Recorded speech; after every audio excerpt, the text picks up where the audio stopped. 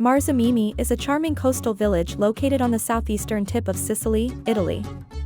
With its picturesque harbor, quaint houses, and turquoise waters, Marzamemi exudes a tranquil and traditional Mediterranean ambience. The village is renowned for its history in tuna fishing and processing, which has left an indelible mark on its culture and architecture. Wandering through Marzamemi's narrow streets, you'll discover delightful seafood restaurants, artisanal shops, and a historic tonnara, tuna processing factory, that has been repurposed for cultural events. The village comes alive during the summer months when locals and visitors gather for festivals, open-air markets, and music performances.